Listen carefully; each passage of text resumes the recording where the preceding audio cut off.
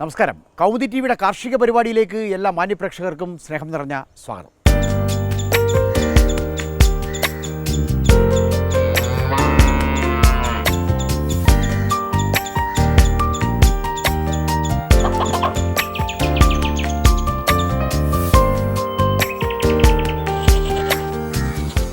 കൊല്ലത്തെ വെളിയം ഗ്രാമപഞ്ചായത്തിലെ വാപ്പാല എന്ന ഇടത്തേക്കാണ് ഇന്ന് ഞങ്ങൾ പോകുന്നത്.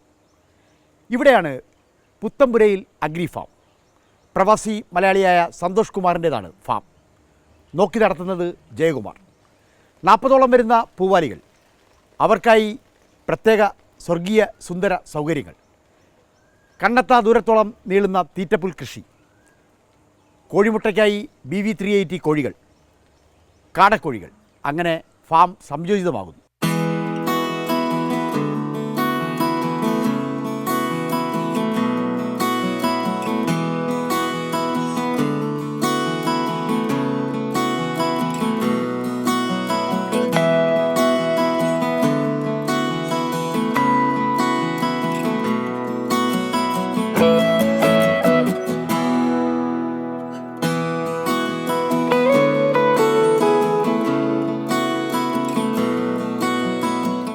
ഒരു ഗ്രാമത്തെയാകെ പാൽ കുടിപ്പിക്കുന്ന പുത്തമ്പുരയിൽ അഗ്രി ഫാമിൽ നിന്നും ഇത്തവണ കാണാം ഹരിതം സുന്ദരം.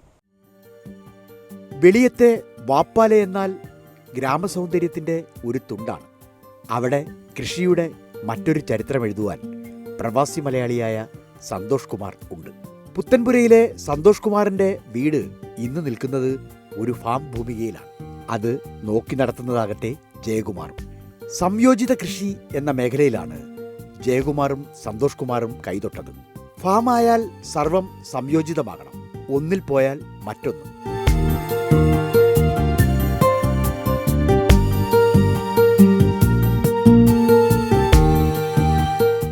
ഒരു ഗ്രാമത്തെയാകെ പാൽ കുടിപ്പിക്കുവാൻ ഫാമിന് പറ്റിയ ഒരു പേര് വേണം. പുത്തമ്പുരയിൽ അഗ്രി ഫാം അങ്ങനെയാണ് പിറന്നത്. 8 ഏക്കർ വരുന്ന പറമ്പിന്റെ ഒത്ത നടുവിലായി കാലിക്കൂടാരമുണ്ട്. ഒന്നും രണ്ടുമല്ല, 40ഓളമുണ്ട് കാലികൾ. എല്ലാം ഒന്നിനൊന്നു മെച്ചം. ഫാമിലെ പൈക്കൾക്ക് ഒരു പ്രത്യേകതയുണ്ട്. 95% ഹോൾസ്റ്റെയിൻ ഇനത്തിൽപ്പെട്ടതാണ് പൈക്കൾ. മിനിമം 10 ലിറ്റർ പാലിൽ കുറഞ്ഞ പൈക്കളെ ഇവിടെ നിർത്താറില്ല. കണക്കെടുക്കുമ്പോൾ അതൊരു നഷ്ടമാണ് എന്നതാണ് കാര്യം. ഹോൾസ്റ്റെയിൻ പൈക്കൾ വിദേശ പൈക്കളാണ്. വിദേശ രക്തം കൂടുമ്പോൾ അവയ്ക്ക് കേരള കാലാവസ്ഥയുമായി ഇണങ്ങിച്ചേരാൻ ബുദ്ധിമുട്ടുണ്ടാകും. പൊതുവെ ശീതീകരിച്ച കാലാവസ്ഥ ഇഷ്ടപ്പെടുന്ന ഹോൾസ്റ്റെയിൻ പൈക്കൾക്ക് അങ്ങനെ തന്നെ നിൽക്കുവാൻ എല്ലാ അവസരവും ഒരുക്കിയിട്ടുണ്ട്. വെയിലിന്റെ വീറിനെ തടയാൻ ഫൈബർ കോട്ടൺ ടിൻഷീറ്റുകളുടെ മേൽക്കൂരയുണ്ട്. ഒന്നാം തരം റബ്ബർ തോട്ടത്തിന്റെയും തേക്ക് തോട്ടത്തിന്റെയും കമുകിൻ തോട്ടത്തിന്റെയും നടുവിൽ തന്നെയാണ് ഫാം. ശുദ്ധവായു എപ്പോഴും പ്രവഹിച്ചുകൊണ്ടേയിരിക്കും. വായുപ്രവാഹത്തെ എങ്ങും തടസ്സപ്പെടുത്തിയിട്ടില്ല. പൈക്കൾക്ക് തറയിൽ ഉറച്ചു നിൽക്കുവാൻ കോൺക്രീറ്റ് തന്നെ വിരിച്ചിരിക്കുന്നു. ഒന്നാം തരം തീറ്റത്തൊട്ടികൾ മുന്നിൽ തന്നെയുണ്ട്. വായുവിനെ ചലിപ്പിക്കുവാനായി പങ്കകൾ സദാസമയവും പ്രവർത്തിക്കുന്നുണ്ട്. വെളിച്ചത്തിനായി CFL ബൾബുകളുടെ നീണ്ട നിര.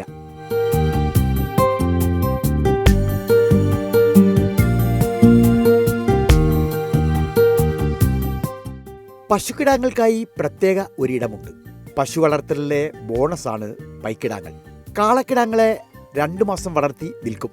പൈക്കിടാങ്ങൾക്ക് സ്റ്റാർട്ടറാണ് തീറ്റ. 2 മാസം കഴിയുന്നതോടെ പാൽക്കുടി നിർത്തി സ്റ്റാർട്ടർ തീറ്റയിലേക്ക് കടക്കും. അപ്പോഴേക്കും കിടാങ്ങൾ മുതിർന്നിരിക്കും. ശരീരഭാരത്തിന്റെ 10-1 എന്ന രീതിയിലാണ് ആദ്യകാലം പാൽ നൽകുക. ക്രമേണ അത് സ്റ്റാർട്ടർ തീറ്റയിലേക്ക് മാറും. പശുക്കുട്ടികളെ വളർത്തി ഒന്നാം തരം കിടാരികളാക്കി രംഗത്തെത്തിക്കും. പിന്നീടാണ് അവർ പൈക്കളാകുന്നത്. പൈക്കളുടെ പ്രജനനത്തിന് പ്രത്യേക തന്ത്രം തന്നെയുണ്ട് പുത്തൻപുരയിൽ. അത്തരം ബ്രീഡിംഗ് സ്റ്റാറ്റസുകൾ നോക്കുന്നത് വെളിയം ഗ്രാമപഞ്ചായത്ത് മൃഗാശുപത്രിയാണ്. മേൽത്തരം ജെരുസുകളെ മേൽത്തരം ബീജമാത്രകൾ കൊണ്ട് തന്നെ കൃത്രിമ ബീജാധാനം നടത്തും. വെളിയം ഗവൺമെന്റ് മൃഗാശുപത്രിയിലെ ഡോക്ടർ ഷഫീന പ്രതികരിച്ചു. മേൽത്തരം ബീജം ഉപയോഗിച്ചുള്ള കൃത്രിമ ബീജസങ്കലനമാണ് ഈ ഫാമിൽ നമ്മൾ പ്രജനനത്തിനായി ഉപയോഗിച്ചു വരുന്നത്. മതിയുടെ ശരിയായ സമയക്രമം അനുസരിച്ച് ജനുസിനനുസരിച്ചുള്ള ബീജം കൃത്യമായി വളരെ ഇഫക്റ്റീവായിട്ട് തന്നെ നമ്മൾ ബ്രീഡ് ചെയ്യാനായി ഇവിടെ ഉപയോഗിക്കുന്നുണ്ട്. സാംക്രമിക രോഗ പ്രതിരോധവുമായി ബന്ധപ്പെട്ട് ADCP ആനിമൽ ഡിസീസ് കൺട്രോൾ പ്രോജക്റ്റുമായി ബന്ധപ്പെട്ട എല്ലാത്തരം കുത്തിവയ്പ്പുകളും നമ്മൾ ഈ ഫാമിൽ എടുത്തു വരുന്നുണ്ട്. അതായത് 6 മാസ ഇടവേളകളിൽ കുളമ്പ് രോഗ പ്രതിരോധ കുത്തിവയ്പ്പ് കൃത്യമായി കറവ പശുക്കൾക്കും എരുമകൾക്കും ഇവിടെ എടുക്കുന്നുണ്ട്. അതോടൊപ്പം രണ്ടാം ഘട്ടത്തിൽ നമ്മൾ ചർമ്മമുഴ പ്രതിരോധ കുത്തിവയ്പ്പ് ഇവിടെ എടുത്തു വരുന്നുണ്ട്. അതോടൊപ്പം 4 മുതൽ 8 മാസം വരെയുള്ള കന്നുകുട്ടികൾക്ക് മാത്രം ബ്രൂസെല്ല രോഗത്തിനെതിരെയുള്ള പ്രതിരോധ കുത്തിവയ്പ്പും ഇവിടെ എടുത്ത് നമ്മൾ മൃഗസംരക്ഷണ വകുപ്പിൽ നിന്നും വലിയ മൃഗാശുപത്രി മുഖേന ഇവിടെ ലഭ്യമാകുന്നുണ്ട്. സംയോജിത കൃഷിരീതിയാണ് ഇവിടെ ഫോളോ ചെയ്ത് വരുന്നത്. ഇവിടെ നമുക്ക് തന്നെ കാണാം, പശുക്കളോടൊപ്പം തന്നെ കോഴി, കാട, അതേപോലെ തന്നെ എരുമകളുണ്ട്. ഇങ്ങനെ സംയോജിത ഇൻറ്റഗ്രേറ്റഡ് ഫാമിങ്ങിനാണ് ഇവിടെ ഫോളോ ചെയ്ത് വരുന്നത്. അതോടൊപ്പം നമ്മുടെ ഇവിടെയുള്ള വേസ്റ്റ് വാട്ടർ യൂസ് ചെയ്ത് ഈ ഫാമിലേക്ക് ആവശ്യമായ പുൽകൃഷി 7 ഏക്കറോളം വരുന്ന ഏരിയയിൽ ഇവിടെ പുൽകൃഷിയും ചെയ്യുന്നുണ്ട്. പാൽ വിപണനം ഫാമിനും അതുപോലെ തന്നെ ഇവിടുത്തെ ജനങ്ങൾക്കും വളരെ പ്രയോജനമുള്ളൊരു കാര്യമാണത്. ഇതിൽ നിന്ന് ഇവർ പ്രോപ്പറായിട്ട് കൂൾ ചെയ്ത മിൽക്ക് ഇവിടെ 1/2 ലിറ്റർ വരുന്ന പാക്കറ്റുകളിലായിട്ട് ഇവിടെ ജനങ്ങൾക്ക് ലഭ്യമാക്കുന്നുണ്ട്. അതുപോലെ തന്നെ മിതമായ നിരക്കിൽ ഇവിടെ ഏത് സമയത്തും ഇവിടെ അവൈലബിൾ ആണ്. 1/2 ലിറ്റർ പാക്കറ്റിൽ വരുന്ന പാക്കറ്റ് മിൽക്ക് ഇവിടെ അവൈലബിൾ ആണ്. തീറ്റയ്ക്കുമുണ്ട് ഫാമിൽ ചില പ്രത്യേകതകൾ. തീറ്റയും സമീകൃതം തന്നെ. പെല്ലറ്റ് കൂടാതെ പിണ്ണാക്ക് മുതൽ ധാതുലവണ മിശ്രിതം വരെ അതിൽ ചേരും. പാലളവനുസരിച്ചാണ് തീറ്റ. ലിറ്ററിന് 400 ഗ്രാം എന്നതാണ് പൊതുകണക്ക്. കറവയില്ലാത്ത പൈക്കൾക്ക് 2 കിലോ തീറ്റ നിത്യവും നൽകും. 10 മുതൽ 25 ലിറ്റർ വരെ പാൽ കറക്കുന്ന പൈക്കൾ പുത്തൻപുരയിലുണ്ട്. രാത്രി 2-നും ഉച്ചയ്ക്ക് 12-നുമാണ് കറവ. കറവയ്ക്കായി കറവ മെഷീൻ തന്നെയാണ് ഉപയോഗിക്കുക. വാക്വം സംവിധാനത്തിലാണ് കറവ മെഷീൻ പ്രവർത്തിക്കുക. മിനിറ്റിൽ 52 പ്രാവശ്യം പിടിക്കുന്ന സങ്കോച വികാസങ്ങളോടെ പൾസേറ്റർ കറവ സാധ്യമാക്കും. ശുദ്ധമായ കറവ എന്ന മേന്മ മെഷീനുണ്ട്. ചുരത്തിയാൽ 5 മിനിറ്റ് കൊണ്ട് തന്നെ പാൽ കറന്നെടുക്കണം. അക്കാര്യം മെഷീൻ നോക്കിക്കൊള്ളും. കറന്നെടുത്ത പാൽ അരിച്ച് ക്യാനുകളിലാക്കും.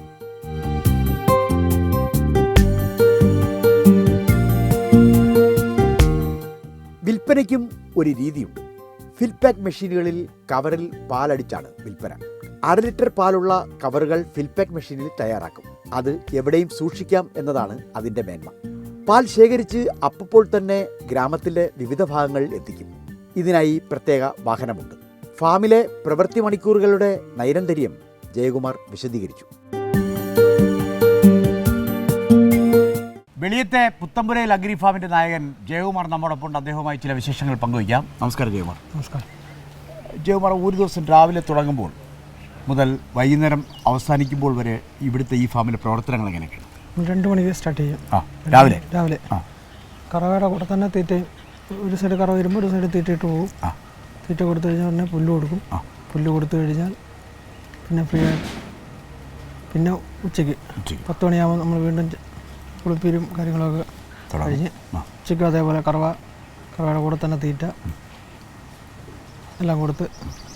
പാലെപ്പോഴാണ് ശേഖരിക്കുന്നത്? പാല് നമ്മൾ 2 മണി തൊട്ട് തുറക്കുന്ന പാലെന്ന് വെച്ചാൽ 4 മണിയാകുമ്പോഴത്തേക്ക് പാക്കറ്റാവും.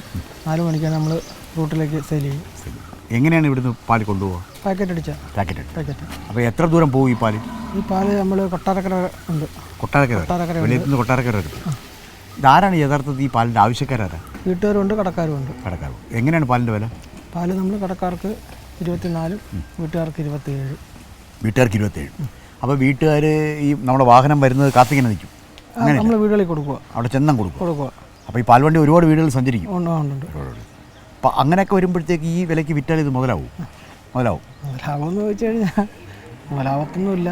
പിന്നെ ഒരു പ്രസ്ഥാനം ഓടിച്ചുകൊണ്ട് പോകണമല്ലോ അല്ലേ? ശരി. ഇപ്പോൾ ഇതിന് നല്ല പശുക്കളെ, ഇപ്പോൾ ഇവിടെ നിൽക്കുന്ന മിക്കവാറും എല്ലാം ഹോൾസ്റ്റൈൻ ഫ്രീസിയൻ പശുക്കളാണ്. നല്ല പശുക്കളെ എങ്ങനെയാണ് നിങ്ങൾ കൊണ്ടുവരുന്നത്? എവിടെ? കൃഷ്ണഗിരി, കർണാടക.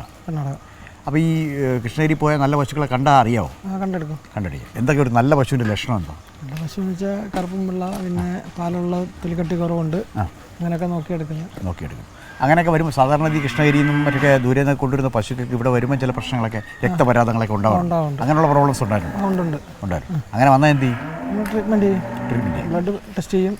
കൊണ്ടുവന്ന് നമ്മൾ ബ്ലഡ് ടെസ്റ്റ് ചെയ്യുക. ട്രീറ്റ്മെൻറ്റ് നടത്ത് ഇല്ലാതാക്കും. ഈ പശുക്കൾ ഇങ്ങനെ ഒരു 10-40ഓളം പശുക്കൾ ഒരുമിച്ചിരിക്കുമ്പോൾ വിവിധ പശുക്കൾക്ക് വിവിധ അളവിലുള്ള പാലാണ്. അപ്പോൾ എല്ലാ പശുക്കൾക്കും ഒരു തീറ്റയാണ് അത്? അല്ലല്ല, പാലിനനുസരിച്ച് നമ്മൾ കൊടുക്കുന്നത്. പാലിൻ്റെ ക്രമം അനുസരിച്ചിട്ടാണ് തീറ്റ. എന്ത് തീറ്റയാണ് പ്രധാനമായിട്ട് ഇപ്പോൾ നൽകുക? നമ്മളിവിടെ ഗോദ്രാജുണ്ട്, കടലപ്പിണ്ണാക്കുണ്ട്, എള്ളുംപിണ്ണാക്കുണ്ട്, പിന്നെ പരുത്തിയുണ്ട്, ഗോതമ്പോടുണ്ട്, അരിത്തവിടുണ്ട്, ചോളമുണ്ട്, പിന്നെ ബിയർ വേസ്റ്റ് ഉണ്ട്, കപ്പ.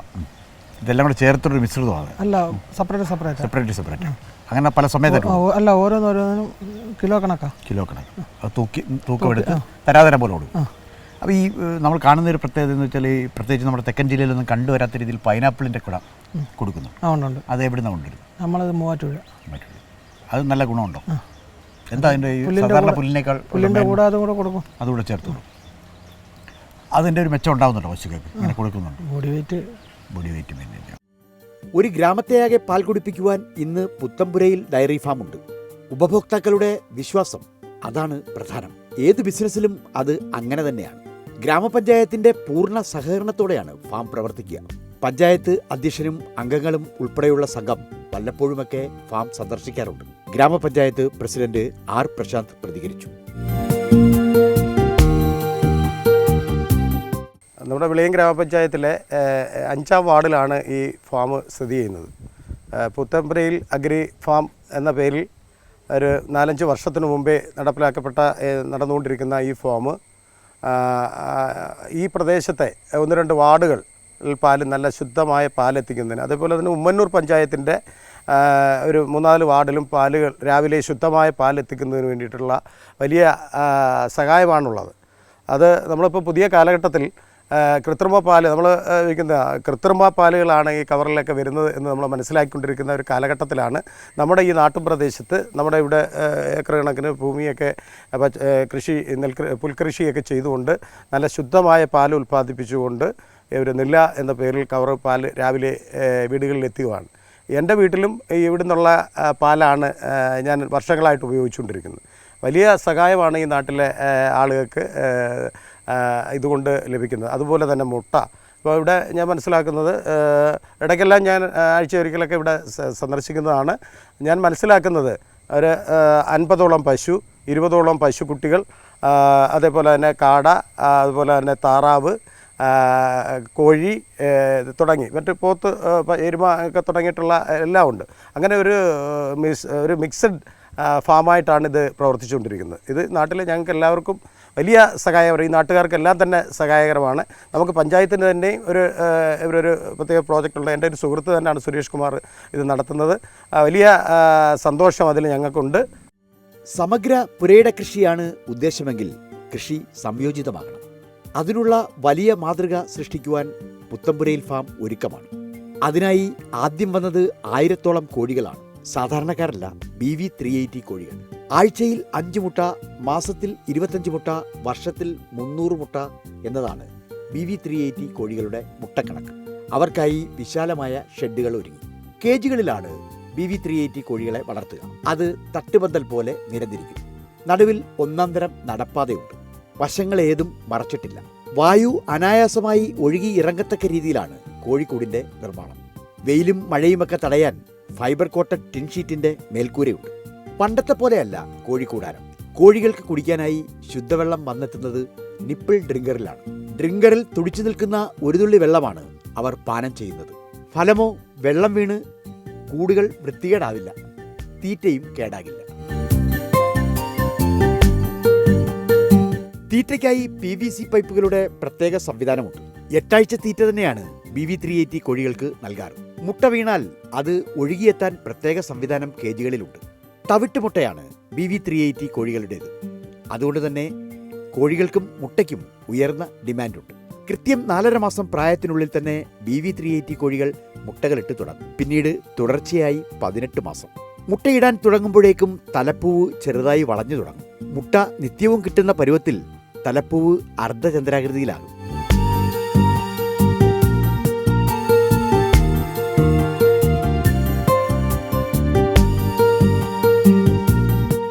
സമഗ്ര പുരയിട കൃഷിയിൽ പിന്നീട് വന്നത് കാടകളാണ്.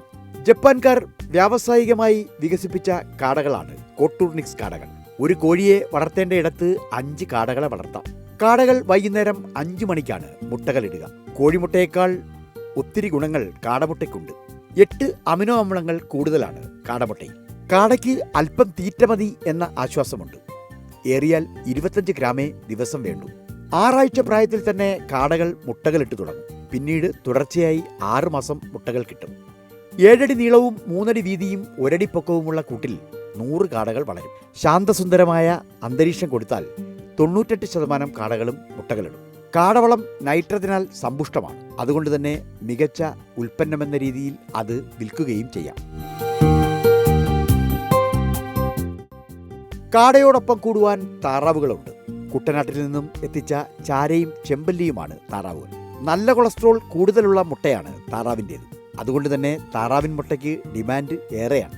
കൊയ്ത്തു കഴിഞ്ഞ പാടങ്ങളിലെ ഉതിർമണികൾ, ഞണ്ട്, നത്തയ്ക്ക എന്നിവയാണ് താറാവുകളുടെ തീറ്റ. താറാവുകൾക്ക് കണ്ണ് നനഞ്ഞ് കുളിക്കുവാൻ ഒത്ത ഒരു ചെറുകുളം കൂടി ഒരുക്കിയിട്ടുണ്ട് പുത്തൻപുരയിൽ.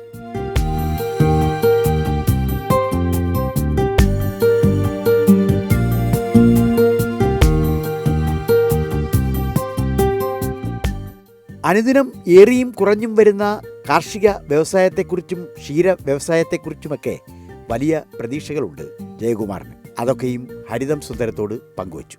സാധാരണ ഒരു ഫാമിൽ കാണുന്നത്രയും ജീവനക്കാർ ഇവിടെ ഇല്ല, കുറവാണ്. 2 ഫാമിലി. അതെ, വളരെ കുറച്ച് 2 ഫാമിലി മാത്രമേ നിർത്തിയിട്ടുള്ളൂ. അപ്പോൾ അത് മതിയോ ഇത്രയും കാര്യങ്ങൾ നിയന്ത്രിക്കാൻ? അവർ നോക്കുന്നുണ്ട്. അപ്പോൾ ഫാമിലുണ്ടാകുന്ന ഈ പശുക്കിടങ്ങൾ, കാളക്കിടങ്ങൾ, ഇതിനൊക്കെ എന്ത് ചെയ്യുക?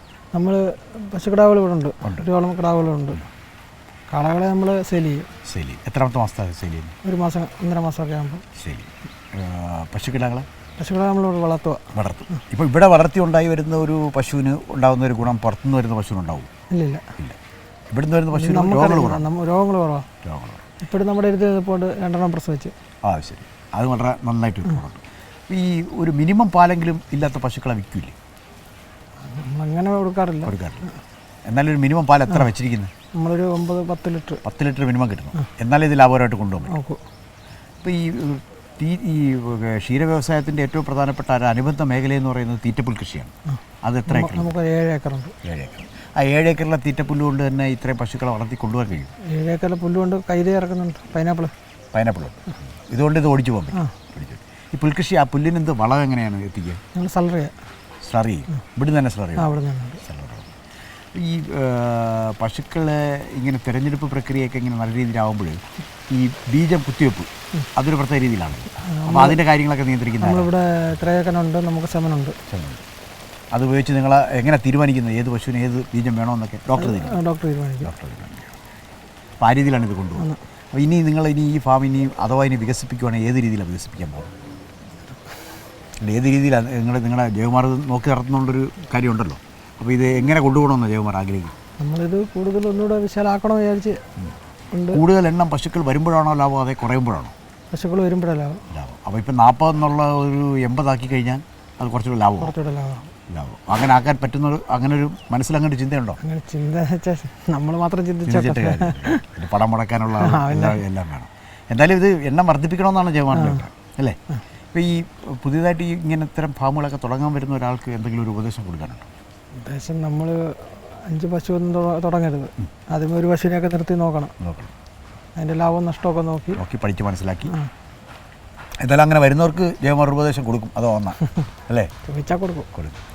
എന്തായാലും അങ്ങനെ പശുക്കളുടെ എണ്ണമൊക്കെ വർദ്ധിപ്പിച്ച് പശുക്കളുടെ ഒരു വലിയ ദ്വാരകയായി പുത്തമ്പുരയിൽ അഗ്രി ഫാം മാറട്ടെ എന്ന് ഞങ്ങളും പ്രാർത്ഥിക്കാം.